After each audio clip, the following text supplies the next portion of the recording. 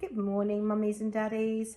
I thought I'd just jump in today on this really windy, blustery day out there and just talk about the difficult decision on deciding that you probably need to approach the sleep training route. You probably up until now been trying to avoid it altogether and just hoping that by some miracle your little one's just going to start sleeping, so you're not going to have to do any sleep training. But you've also probably got to the stage where both you and your partner are at each other's throats. Neither of you can do right. You're also at the stage where you question your parenting, your self-esteem has dipped, you feel that all you ever talk about is sleep, sleep, sleep. You feel your friends are bored with you because all you talk about is sleep. So you probably reached the end of your tether. I never ever get a phone call from a mum or dad who are having a good time. So you're probably one of those parents, mum, dad, carer, parent, whatever. You're probably at that stage where you're just thinking, help, we need to do something. Our lives are falling apart. We can't live in survival mode anymore. So don't beat yourself up. Why are you trying to do sleep? Why are you thinking about sleep training? Basically because you're at the end of your tether and you need to do something. So don't be scared of sleep training. Don't feel that it is putting your baby in a bedroom, leaving them to it and just leaving them to scream and scream and scream. You know, that definitely isn't an option that I would be choosing.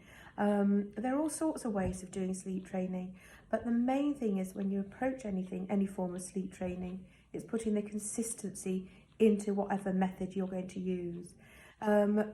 Anybody who says that there can be sleep training without crying, I don't think, well, I've never ever found that method, and I wish I could be like fairy dust or a pot of gold at the end of the rainbow.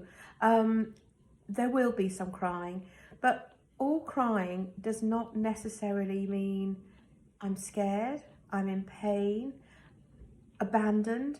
You know, crying doesn't mean that all the time. Of course, there are times when your child is going to cry and they're scared, or they're going to have a fright and they're feeling a little bit lost and they're going to have a cry. But those are very, very different cries to what you are probably going to expect. You should probably expect our sleep training.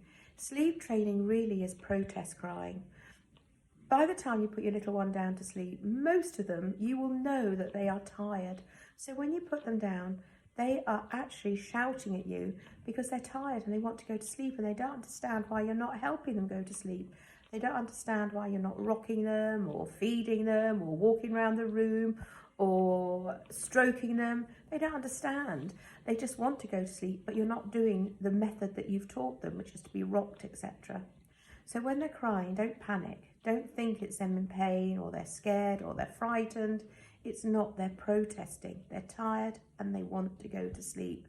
There are all sorts of ways to approach sleep training, and later on I'll go through those options with you, and you can tweak and twist them all just to suit you. You know, I'll give you an outline and then you can push it, or you know, set your own goals.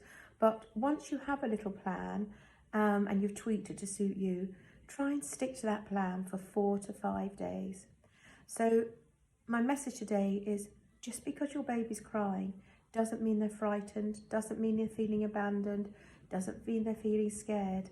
It means they're tired, they want to go to sleep, and they're protesting and getting angry with you because you are not helping them go to sleep.